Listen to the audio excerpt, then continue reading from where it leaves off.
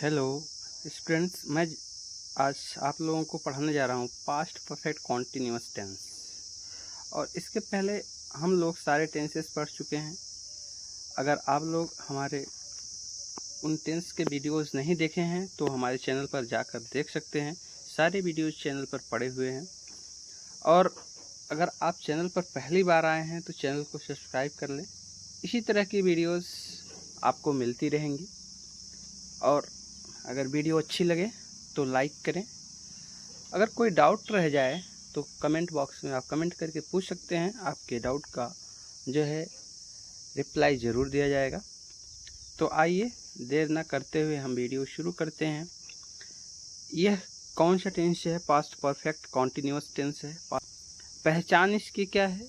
कह रहे हैं इस टेंस के हिंदी वाक्य के अंत में रहा था, रही थी, रहे थे आदि के साथ साथ कार्य प्रारंभ होने का समय भी दिया रहता है। यानी कि इस टेंस में क्या होता है कि पास्ट कॉन्टिन्यूअस टेंस की तरह रहा था, रही थी दिया रहता है। और साथ ही साथ अंतर क्या होता है कि जैसे प्रेजेंट परफेक्ट कॉन्टिन्यूअस और प्रेजेंट कॉन्टिन्यूअस में अंतर था, सेम अंतर वही है कि इसमें कार्य प्रारंभ होने का समय दिया रहता है। इस टेंस की हेल्पिंग वर्ब क्या है? Helping verb had been. मात्र एक हेल्पिंग वर्ब है, हैड बीन। यानी परफेक्ट टेंस की हेल्पिंग वर्ब सिर्फ और सिर्फ हैड थी और उसी के साथ हमको क्या करना है? बीन लगा देना है। इसलिए इस टेंस की सहायक क्रिया क्या हो जाएगी? हैड बीन हो जाएगी। जब एक ही सहायक क्रिया है तो आप जाहिर सी बात है कि हमको क्या करना है, चाहे एक वचन का कर्ता हो या बहुवचन का कर्ता हो, सबके साथ हमको सिर्फ और सिर्फ सहायक क्रिया हैड बीन लगाना है। हैड बीन के साथ साथ हमको मेन वर्ब की कौन सी फॉर्म लगानी है? वर्ब की फर्स्ट फॉर्म में आईएनजी लगाना है। तो यहाँ तक आप लोगों को समझ में आ गया होगा।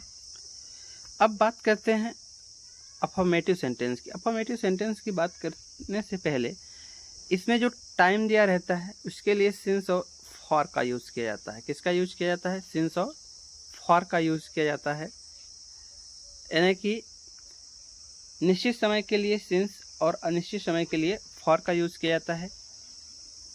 इसके बारे में हमने प्रेजेंट परफेक्ट कॉन्टिन्यूअस टेंस के वीडियोस में बताया है कि कहाँ सिंस का प्रयोग होता है और कहाँ फॉर का प्रयोग होता है। अगर आप उस वीडियो को नहीं देखे हैं तो वहाँ जाकर सिंस और फॉर को क्लियर कर सकते हैं कि कहाँ सिंस का यूज होगा और कहाँ फॉर का यूज होगा। तो सिंपल सी बात है, एक बार फिर बता देते हैं। सिंस का प्रयोग जो है निश्चित समय के लिए और फॉर का प्रयोग अनिश्चित समय के लिए क्या आता है? निश्चित समय में कौन आता है? जैसे दिन, महीने, वर्ष का नाम, सुबह, शाम, दोपहर यानी पार्ट्स ऑफ डे, और बजे, कितने बजे से 4 बजे 5 बजे, ये सारी क्या होती हैं? पॉइंट्स ऑफ टाइम को शो करते हैं, निश्चित समय को शो करते हैं।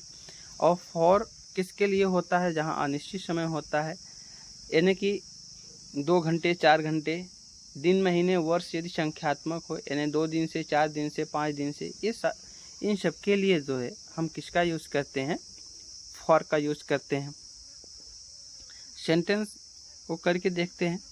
पहला जो है अफर्मेटिव सेंटेंस का फॉर्मूला है subject plus had plus been, यानी हैड बीन प्लस वर्ब की फर्स्ट फॉर्म में आईएनजी, ऑब्जेक्ट और अदर वर्ड के बाद सिंस अथवा फॉर, फिर टाइम लगाएंगे। यानी लास्ट में हमको क्या करना है? टाइम लगाना है।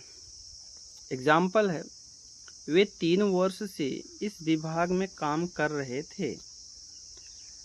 देखिए पहचान क्या है? रहे थे, पहचान हो गई। और पहचान के साथ साथ टाइम क्या दिया है? 3 वर्ष से। तो इससे पता चलता है कि कार्य जो है कब से प्रारंभ हुआ है? 3 वर्ष पहले से प्रारंभ हुआ है और रहे थे आया हुआ है। इसलिए ये कौन सा टेंस हो जाएगा? पास्ट परफेक्ट कॉन्टिन्यूअस टेंस हो जाएगा। अब इस सेंटेंस को हम तोड़ेंगे। क्रिया क्या हो रही है? काम करने की, ये वर्ब हो गया। करने वाला कौन है? वे हैं, तो वे क्या हो गया? सब्जेक्ट हो गया। कहाँ कर रहे हैं? इस विभाग में। इस विभाग में क्या हो जाएगा? ये अदर वर्ड हो जाएगा। और ये क्या है? 3 वर्ष। 3 वर्ष आपका टाइम हो जाएगा। यानी क्लियर हो गया, हम तोड़ लिए। अब हमको कुछ नहीं करना है। अगर हम सेंटेंस को तोड़ना जान गए तो फॉर्मूले पर रखना भी जान जाएंगे, आराम से हम क्या करेंगे, क्रम से, जैसे फॉर्मूला बताया गया है क्रम से रख देंगे। सभी टेंसेस के फॉर्मूले एक जैसे होते हैं, हम पहले भी बता चुके हैं, सिर्फ सहायक क्रिया और वर्ब की फॉर्म का अंतर होता है। तो आइए फॉर्मूले पर रखते हैं। पहले क्या लगाना है, पहले सब्जेक्ट लगाना है। तो सब्जेक्ट इसमें क्या है, हिंदी वाक्य में वे की अंग्रेजी क्या होती है, दे। फिर सहायक क्रिया हैड बीन लगा देनी है। फिर क्या लगाना, वर्ब की फर्स्ट फॉर्म में आईएनजी, काम करना, वर्क, वर्क मीन्स काम करना, वर्क में आईएनजी लगा देंगे, वर्किंग। कहाँ, इस विभाग में, तो क्या हो जाएगा, में की अंग्रेजी पहले लगाएंगे, प्रीपोजिशन इन दिस डिपार्टमेंट, इस विभाग में। अब क्या लगाना है, टाइम के अनुसार सिंस अथवा फॉर लगाना है। तो टाइम क्या है, 3 वर्ष। देखिए वर्ष यहाँ क्या है, संख्यात्मक हो गया है, इसलिए हम क्या करेंगे, यहाँ फॉर का यूज करेंगे, फॉर 3 ईयर्स। तो इस तरह से क्या हुआ, आपको क्लियर हो गया होगा कि ये ट्रांसलेशन करना बहुत कठिन नहीं है। आइए दूसरा सेंटेंस देखते हैं। डॉक्टर 1 महीने से इस मरीज का इलाज कर रहा था। इसको भी उसी तरह से तोड़ लीजिए। यहाँ देखिए पहचान क्या है, पहचान जो है रहा था, और टाइम क्या है, 1 महीने से, ये क्या हो गया, आपका टाइम हो गया। इसके बाद क्रिया क्या हो रही है, इलाज करना। इलाज करना क्या है, वर्ब है। इस मरीज का, ये क्या हो जाएगा, किसका, इस मरीज का। तो ये क्या हो जाएगा, ये आपका ऑब्जेक्ट हो जाएगा। और सब्जेक्ट क्या है, डॉक्टर। डॉक्टर इलाज कौन कर रहा है, डॉक्टर कर रहा है। डॉक्टर क्या हो जाएगा, सब्जेक्ट हो जाएगा। फार्मूले पर रख दीजिए, the doctor had been treating this patient for 1 month. इसके बाद नेगेटिव सेंटेंस आता है। नेगेटिव सेंटेंस में क्या करना है, जिस तरह से हम सहायक क्रिया हैज़ बीन और हैव बीन के बीच में नॉट लगाए थे, उसी तरह हमको यहाँ क्या करना है, सहायक क्रिया हैड बीन के बीच में नॉट लगा देना है। बाकी का फॉर्मूला अफर्मेटिव सेंटेंस की तरह ही रहेगा, क्रम वही रहेगा, सीक्वेंस में कोई परिवर्तन होने वाला नहीं है। एग्जाम्पल क्या है, हम सोमवार से उसका इंतज़ार नहीं कर रहे थे। अब देखिए यहाँ जो है कर रहे थे आया है, और टाइम क्या दिया है, सोमवार से। क्रिया क्या हो रही, इंतज़ार करना। इंतज़ार करना क्या है, क्रिया है, और नहीं के लिए क्या हो जाएगा, नॉट हो जाएगा। और यहाँ ऑब्जेक्ट क्या है, उसका। उसका क्या हो जाएगा, ऑब्जेक्ट हो जाएगा। सब्जेक्ट क्या हो जाएगा, हम क्या है, सब्जेक्ट है। फार्मूले पर रख दीजिए वी, इसके बाद हैड लगाएंगे, फिर नहीं के लिए नॉट, फिर बीन, फिर वर्ब की फर्स्ट फॉर्म में आई, वेट मीन्स इंतजार करना, वेटिंग फॉर हिम। और कब से, मंडे से, since Monday. We had not been waiting for him since Monday. इसके बाद इंट्रोगेटिव सेंटेंस देखते हैं। इंट्रोगेटिव सेंटेंस में पहला रूल है, पहले रूल में जिसमें हिंदी वाक्य के प्रारंभ में क्या आ जाता है, तो क्या के लिए हम क्या करते हैं, क्या की अंग्रेजी ना लगाकर उस टेंस की सहायक क्रिया को क्या सब्जेक्ट से पहले लगा देते हैं, और वही सहायक क्रिया क्या करती है, क्या का काम करती है, और फिर सब्जेक्ट, और फिर क्या करेंगे, बीन लगा देंगे। इन्हें हमने पहले भी बताया है कि अगर हेल्पिंग वर्ब 2 वर्ड्स की है तो सब्जेक्ट कहाँ आएगा, इंट्रोगेटिव सेंटेंस में सब्जेक्ट उन दोनों हेल्पिंग वर्ब्स के बीच में आएगी। और फिर क्या लगाएंगे, बीन के बाद वर्ब की फर्स्ट फॉर्म में आएंगी ऑब्जेक्ट। बाकी शेष जो है अन्य फार्मूले की तरह ही रहेगा, परिवर्तन सिर्फ स्टार्टिंग में होगा। आइए एग्जाम्पल करके देखते हैं। क्या वह कल से अपना समय बर्बाद कर रहा था। अब देखिए इसको भी तोड़ सकते हैं, तोड़ कर लीजिए। बर्बाद करना ये क्या है, वर्ब है, रहा था क्या है, पहचान हो गई। अपना समय, क्या बर्बाद कर रहा था, अपना समय, ये क्या हो जाएगा, ऑब्जेक्ट हो जाएगा। और कल से क्या हो जाएगा, ये दिया गया टाइम हो जाएगा। और सब्जेक्ट कौन है, वह। क्या के लिए हमको क्या करना है, हेल्पिंग वर्ब को आगे लगा देना है, तो क्या हो जाएगा, हैड, फिर सब्जेक्ट क्या है, ही, फिर बीन, हैड ही बीन। बर्बाद करना, वर्ब की फर्स्ट फॉर्म, वेस्ट मीन्स बर्बाद करना, wasting his time since yesterday, had he been wasting his time since yesterday. इसके बाद दूसरा रूल है। अच्छा, दूसरा रूल देखने से पहले अगर यही सेंटेंस निगेटिव हो गया तो हम क्या करेंगे, सब्जेक्ट के बाद नॉट और लगा देंगे और हमारा ये सेंटेंस क्या होगा, आसानी से निगेटिव बन जाएगा। इन्हें अगर ये निगेटिव रहता तो हमको क्या करना था, ही के बाद नॉट लगा देना था, ये सेंटेंस हमारा निगेटिव इंट्रोगेटिव निगेटिव बन जाता। और अब दूसरा रूल देखते हैं, अगर क्वेश्चन वर्ड हिंदी वाक्य के बीच में आ जाए तब क्या करेंगे, तो सबसे पहले उसकी अंग्रेजी लगाएंगे, बाकी का ऊपर वाला ही फार्मूला रहेगा। हैड, फिर सब्जेक्ट, फिर बीन, फिर वर्ब की फर्स्ट फॉर्म में आएंगे ऑब्जेक्ट अदर वर्ड, सिंस अथवा फॉर प्लस टाइम हो जाएगा।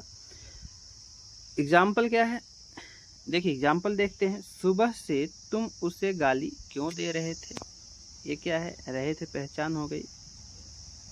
और गाली देना क्या है, वर्ब है। क्यों क्या है, यही तो क्वेश्चन वर्ड है, यही प्रश्न पूछने का काम कर रहा है। सब्जेक्ट कौन है, गाली कौन दे रहा है, तुम क्या हो जाएगा, सब्जेक्ट हो जाएगा। उससे क्या हो जाएगा, ये आपका ऑब्जेक्ट हो जाएगा। और सुबह से क्या हो जाएगा, ये टाइम हो गया। फॉर्मूले पर रख दीजिए, पहले क्यों की अंग्रेजी लगाएंगे, why had you been abusing him since morning, why had you been abusing him since morning. इसके बाद तीसरा रूल देखते हैं, जिसमें क्वेश्चन वर्ड के साथ साथ उससे संबंधित नाउन भी दिया रहता है। तो उसका ट्रांसलेशन करने के लिए हमको क्या करना होगा, पहले क्वेश्चन वर्ड, फिर नाउन, फिर सहायक क्रिया हैड, फिर सब्जेक्ट और फिर बीन लगाएंगे। फिर वर्ब की फर्स्ट फॉर्म में आएंगे ऑब्जेक्ट अदर वर्ड, सिंस अथवा फॉर प्लस टाइम लगा देंगे। एग्जाम्पल है, वह कितने घंटे से कक्षा में रो रहा था। अब देखिए इसमें पहचान क्या है, रहा था, ये पहचान हो गई। क्रिया क्या हो रही है, रोने की, तो रोना क्या हो गया, वर्ब हो गया। कौन रो रहा था, वह क्या हो गया, सब्जेक्ट हो गया। कहाँ रो रहा था, कक्षा में, ये किस में जाएगा, अदर वर्ड में जाएगा। इसके बाद कितने घंटे से कितने घंटे, यहाँ ये जो है क्वेश्चन वर्ड प्लस टाइम का काम कर रहा है। किसका काम कर रहा है, क्वेश्चन वर्ड और टाइम दोनों का काम कर रहा है, टाइम का भी काम कर रहा है। तो हम क्या करेंगे, इसी के पहले कितने घंटे नहीं, जब भी आएगा तो संख्या में आएगा, 2 घंटे 3 घंटे 4 घंटे, तो इसलिए यहाँ अनिश्चित टाइम हो जाएगा। तो हम क्या करेंगे, हाउ मेनी आवर्स से पहले फॉर लगा देंगे। How many hours had he been weeping in the class, वह कितने घंटे से कक्षा में रो रहा था। अब जो है कौन वाला देख लेते हैं। अगर क्वेश्चन वर्ड कौन आ जाए, तो क्वेश्चन वर्ड कौन आ जाता है तो आपको पहले भी बता दिया गया है कि कौन अर्थात हु जो है क्वेश्चन वर्ड प्लस जो है सब्जेक्ट दोनों का काम करता है। क्वेश्चन और सब्जेक्ट दोनों का काम करता है। जब क्वेश्चन और सब्जेक्ट दोनों का काम करता है तो यह सेंटेंस जो है अफर्मेटिव बन जाता है।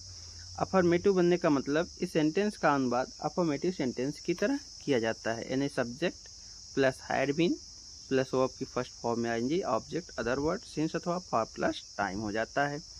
एग्जाम्पल है, 2 घंटे से यह प्रश्न कौन हल कर रहा था। अब देखिए क्रिया क्या हो रही है, हल करने की, तो हल करना ये क्या हो जाएगा, वर्ब। अब कौन हल करने का काम किसके द्वारा किया है, कौन के द्वारा, तो कौन क्या हो जाएगा, यही आपका सब्जेक्ट भी है और यही क्वेश्चन वर्ड भी है, दोनों चीज़ यही है। और यह प्रश्न क्या हो जाएगा, ऑब्जेक्ट हो जाएगा। और 2 घंटे से ये क्या है, ये आपका टाइम हो गया, यही समय है। फॉर्मूले पर रख दीजिए, who had been solving this question for 2 hours. यह प्रश्न 2 घंटे से यह प्रश्न कौन हल कर रहा था। ये रहा आपका परफेक्ट टेंस।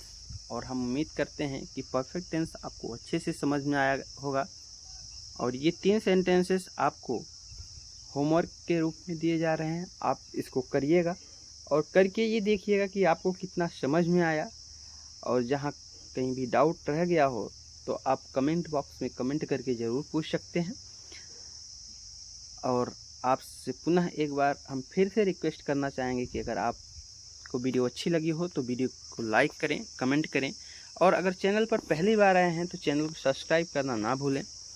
जय हिंद, जय भारत।